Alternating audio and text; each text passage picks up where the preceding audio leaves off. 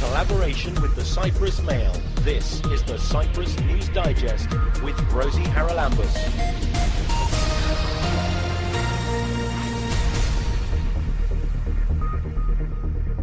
This week we're going to find out how yoga can help us cope with the lockdown, both mentally and physically. On the muscular level, it gives you a deep relaxation. On the pranic level, it slows down your breath and helps you to calm down. On the mental level, it increases the creativity and increases the willpower and makes you strong and robust from inside. We don't seem to have talked about much else on the last few weeks' programmes but the lockdown and how people are coping. Well, one way you can cope, particularly if you've done all the other things that you think will pass the time, is by doing some yoga. And we're joined on this week's programme by Gaurav Vohra, who is a teacher of yoga and of Indian culture. And he's going to explain how some very simple yoga positions and breathing can help us, well, perhaps clear our mind and make us a little more able to cope with the lockdown. Gaurav, thanks for joining us. First of all, give us an overview, if you will, about how yoga in general can help your well-being, because it's both physical and mental, isn't it? Yes. Thank you, Rosie, for inviting me for this radio show. First of all, I would like to tell you, yoga is nothing just about getting in touch with our own self. We connect with our body and mind to stay in touch with our feelings. Our body and mind come together through conscious breathing, correct postures and movements. Yoga is also about reaching out and connecting with all this around us. And that's quite difficult if you're stuck in a flat on your own, because you become a bit tired of all that's around you. It's not very much, isn't it? So if somebody's listening and thinks, well, okay, I could try this, what's the first thing they should do? So yes, when you are in this lockdown, I'm sure a lot of people are either working from home or they are working sometimes maybe 1 hour, 2 hours sitting at their home. So this is the best time to work on your mental and physical health. And there cannot be a better thing getting into some yoga practices.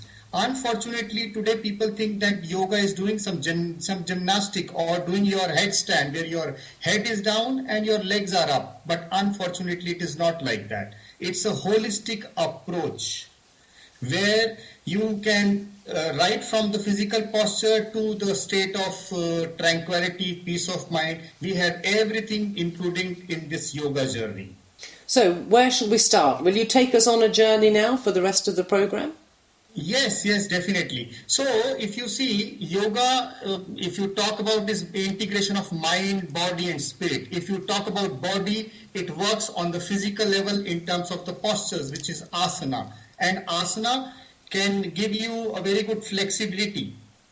And if you see, one of the standing postures that we can definitely start with is the palm tree posture, which is very, very simple. You just have to stand keeping 1 feet distance between both your feet and then inhaling and taking both your hands up and interlacing your fingers and stretching it up. So you have to lengthen your spine and you can stay here for 15-20 seconds. On exhalation, you have to bring your hands down and your feet also comes down. Yeah, I know that the breathing is a very important part of all the asanas, isn't it? So that you do one movement breathing in and another movement breathing out. Well, that was fairly simple. What's next? Yeah, very, very rightly said. So that's the difference between when you talk about any physical activity and you talk about yoga. All these activities when we do in yoga, going up and down, going far away from the center of the body, which is navel, we breathe in, and when we come closer, we breathe out. So that's the way we are doing in terms of yoga. So all these practices are doing with awareness, because when you combine this physical activity with breathing, it brings you with awareness. So the second posture that we can do is Uttasana, that is forward bending posture, where we breathe in, take both our hands up, and on exhalation we bend forward. So people who are having lower back pain can be a little careful while they do this forward bending posture.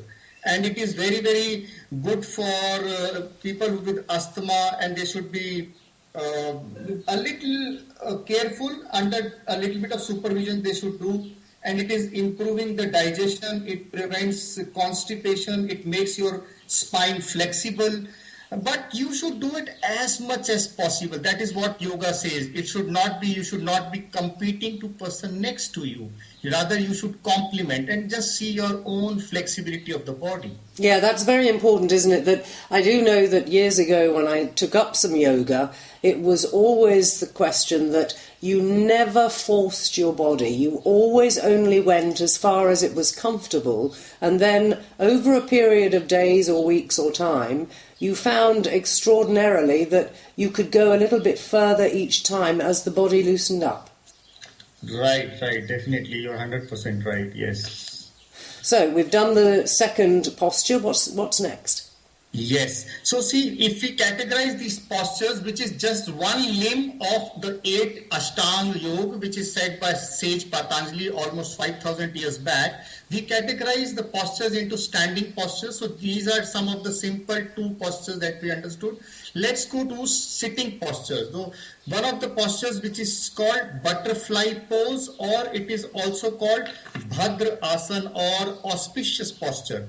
We are just trying to make our body just like a butterfly, where we keep both the feet together and we just keep both your knees apart and just hold with our fingers to both our toes and keep our back straight. So keeping the back straight is again very important because it keeps you alert, and we can close our eyes, we can deep breathe for 5-6 times, and it is just like becoming a butterfly with both your flaps on your thighs.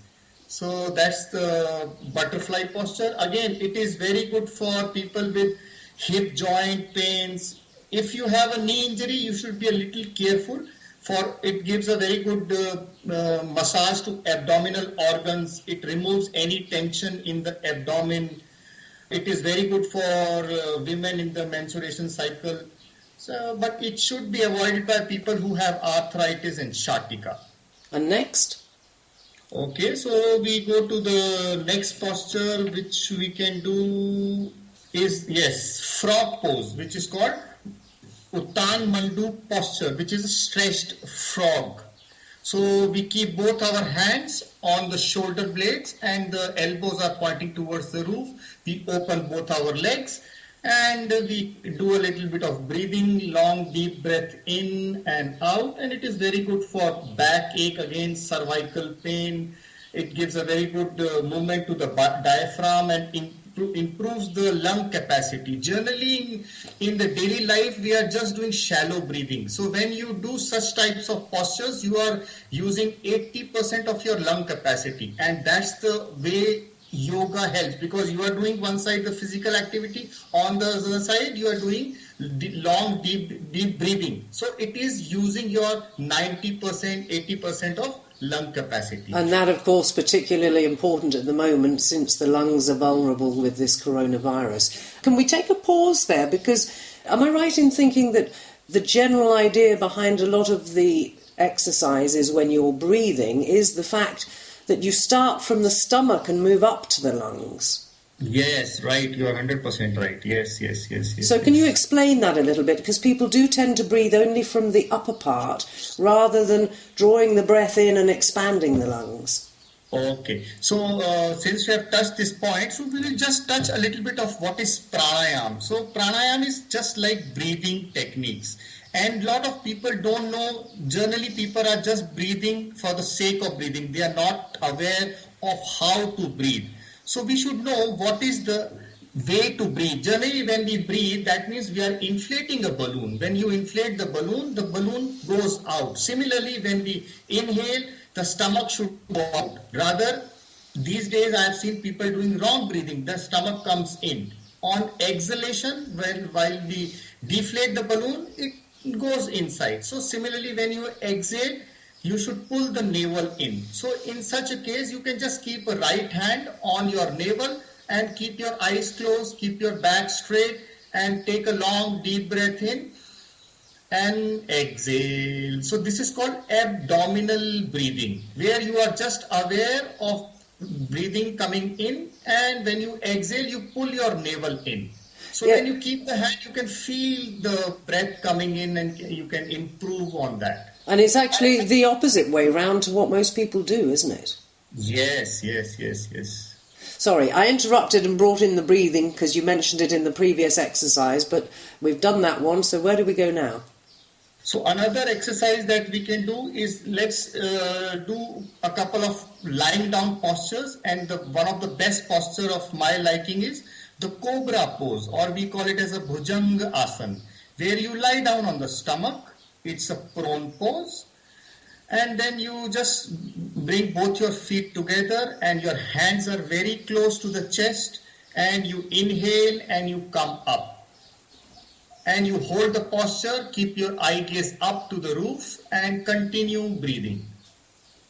So this is Bhujanga Asana. So then exhale slowly and you come down. So this is again very good posture for the lower back. See, the advantages of this posture, lot of people, we are all generally we are working, we have 6 to 8 hours of sitting job, and when we have sitting jobs, we have a lot of back ache, shoulder problem, lower back pain, we are not able to bend forward. So this is a posture which relaxes the entire back, and it is generally also good for stress management. It reduces the abdominal fat and elevates the constipation. It also helps to remove the backache and bronchial problems. Okay, and the other one? There's another one I know that is the bridge, or is that too far along your list? Yes, you are right. So on the other side, since we did this on the stomach, let's come on to our back. There is another beautiful posture which is called Setu Bandh Asana, or the bridge pose, wherein you pick up your stomach up and you pull your navel up so that the middle back also becomes round and you become like a bridge, like the sliding sides of the bridge, both the sides.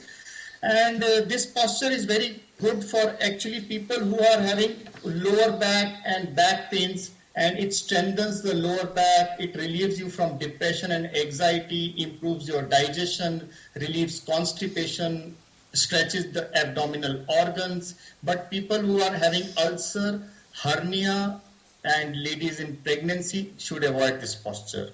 Okay, and next? Okay, then we have another beautiful posture, air release posture or wind releasing posture, which is called Pavan Mukt Asana. So this is the minimum space that you can occupy on the mat, where you stretch your legs and then you fold your legs and push your knees against your chest, and if there is any flatulence, you have any gastric problems, all the gas, all the flatulence, it goes out from the stomach. It relieves you of constipation, and if there is any bloating in the stomach, it aids digestion. It gives a very good massage to the internal organs and muscles, ligaments, tendons in the pelvis and the waist area. But again, people who have had some operation recently of their abdomen should be a little careful while they do. And then, are there more exercises at some point? Do we not just lie down and relax? Yes, so the last posture that I would like to tell you is the Shavasana, which is the best posture everybody likes, and we call it as the dead man's pose or dead body posture or Shavasana. In this posture, you just have to keep your feet separate and then keep both your hands a little away from the body and just relax. Put the entire weight of the body wherever you are lying down and just relax. Take a couple of long deep breaths in and out, and it gives you psychophysiological relaxation, gets rid of any tensions in the body on the level of body and mind.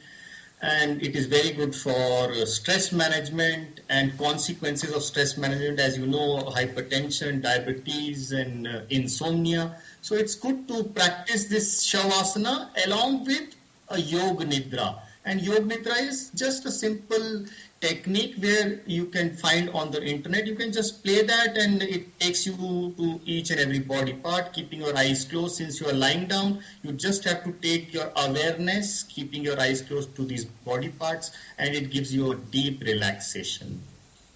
Right, now how often should one go through this routine, and how many times should you do each of the postures?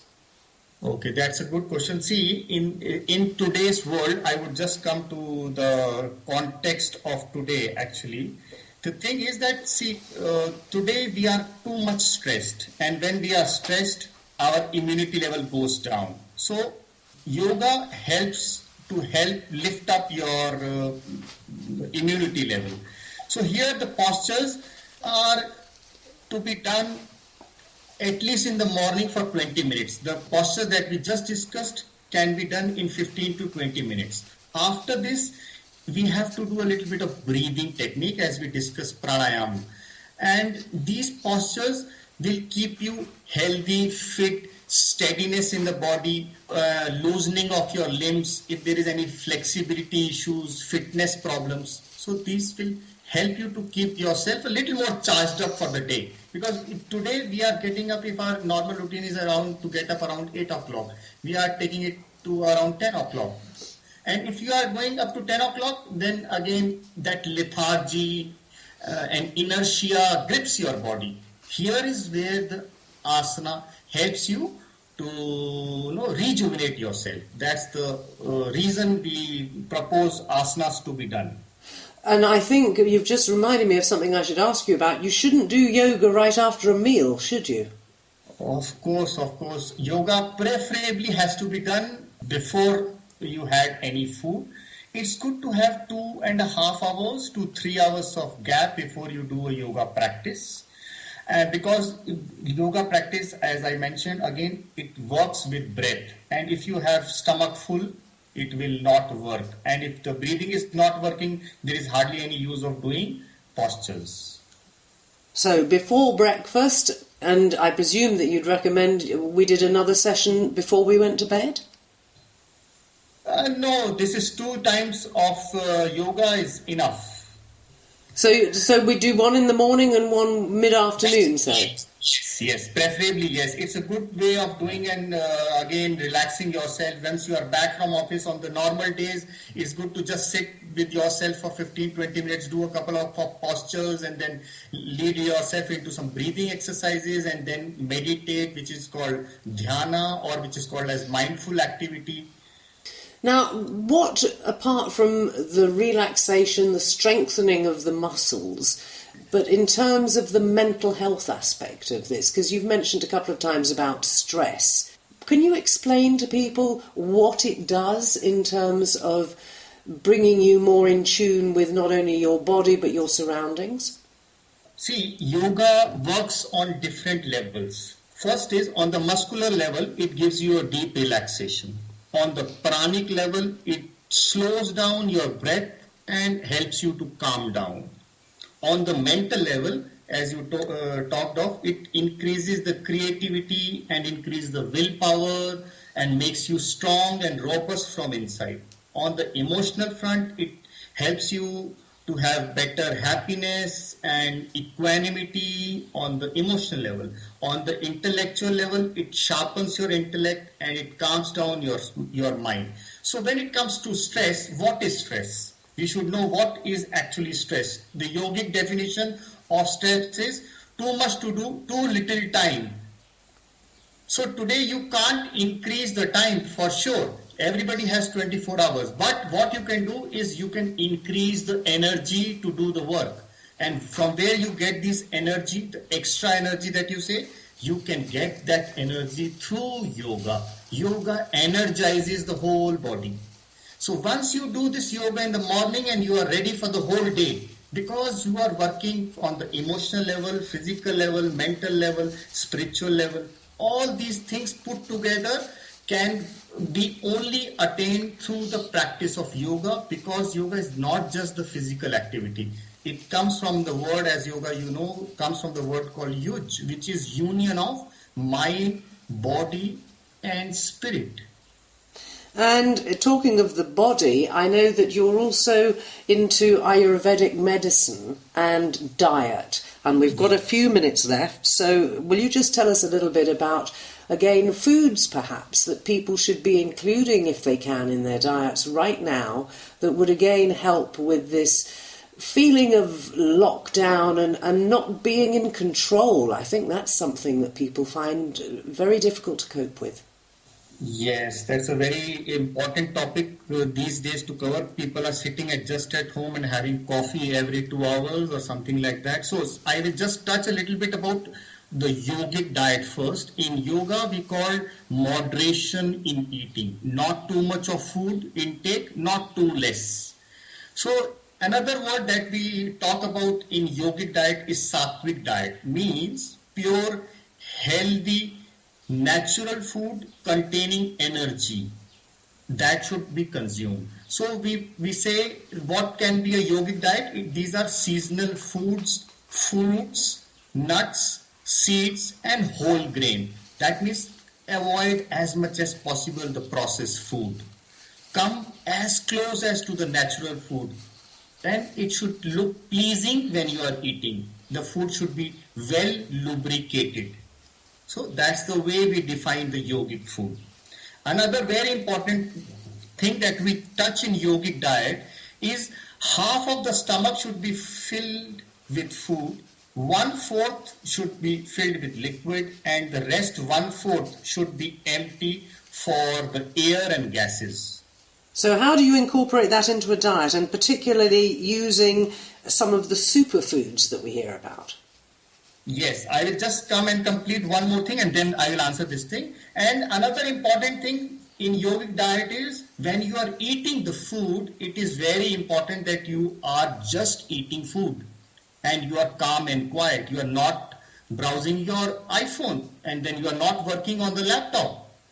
So yoga says to enjoy the food while you are calm and quiet, and you should relish the food and should not be involved too much into some thinking activity, and just do whatever you are doing, that's you are just eating the food. So no TV dinners then, Gaurav? Huh? No TV dinners? Yes. Of course. Since when you are driving, are you doing something else? Okay, I know a lot of people drink coffee and they have some burger in their hand, or when they are going to office in the morning. I agree. But still, it's good to just focus on when you are eating. In Indian context, it is said, whatever you eat, how you eat, you are the same thing. So that's the way it is called. So it's important to just pay attention on your food to have a quality of life. So I would think, therefore, that would also make the flavours stand out more if you're actually taking in visually and essentially in terms of smell and everything else what you're eating. You are 100%. That's what I'm trying to say. Once you eat something, let it melt in the mouth, and then you see the thing that you have eaten maybe 10 days before. Now the same thing you are eating 10 days after, but you will find the difference in the taste, because there you were absent-minded. You were just eating for the sake of filling up your stomach, and now you are eating with full attention on the food, and you will feel the difference in the taste. Very quickly now, these superfoods, because I know that I think Indian culture uses a lot of turmeric, and that's supposed to be one of them. What are the foods that you'd recommend we try and include in our diet at the moment? Yeah, first of all, I would like everybody to refrain from using the white sugar, which immediately lowers down your immunity level for next 2 hours. It's suggested that you should either use some jaggery or some brown sugar, but at least refrain from using the white sugar, especially these days. Then you should use some turmeric, as you mentioned, Rosie. You should use cumin, coriander and garlic generally during these days when you prepare home food, because a lot of people have started to cook. They don't want to use the food from outside or bring too much of outside food. But when you are doing all this, it's good to use turmeric, cumin, coriander, garlic in your cooking. And what do they do for you, Gaurav, very quickly? What they do? Yeah, if you see, turmeric is anti-inflammatory, anti-analgesic. So these are the properties that you have in cumin also. Coriander gives you flavor as well as fragrance and some topping on the food. Garlic has a lot of medicinal value in cooking. Yeah, it's antiviral for a start, isn't it? Yes. So, Gaurav, you've been passing this information on, I think, with classes around Cyprus, have you? And you've taught it elsewhere. Is there anywhere online people can find what you do after they've seen this programme and gone through these exercises? Maybe they want to go a little bit further.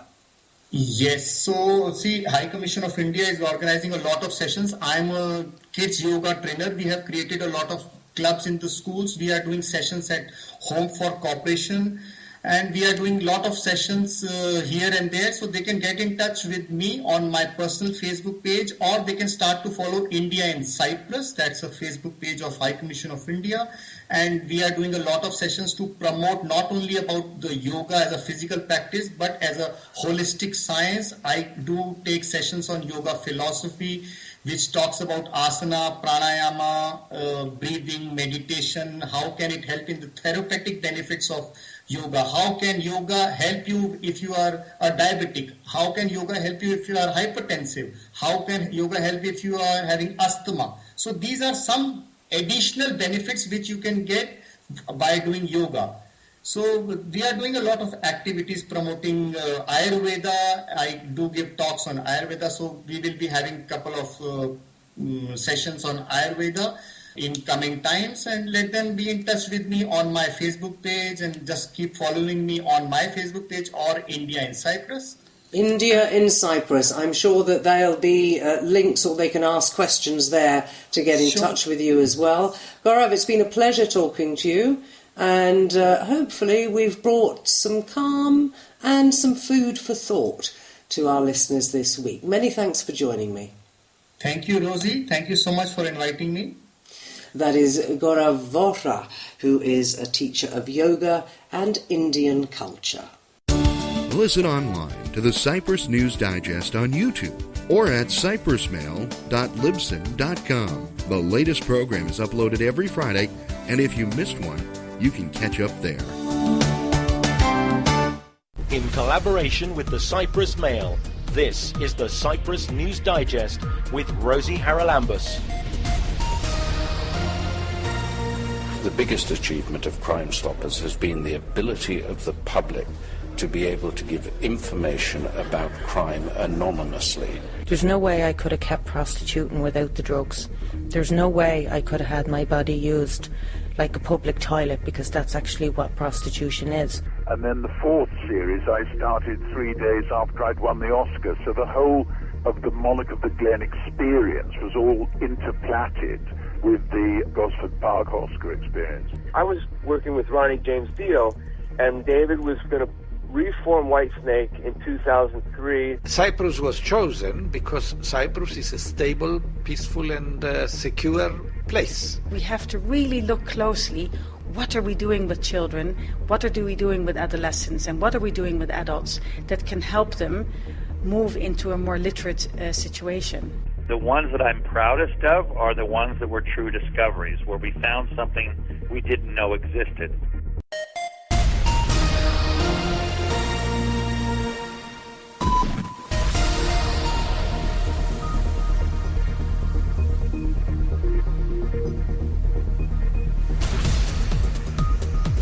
Well, that about wraps up this edition of the Cyprus News Digest. Many thanks for your company. Hope you'll join me next week. Till we meet again, take care and God bless. Bye-bye now.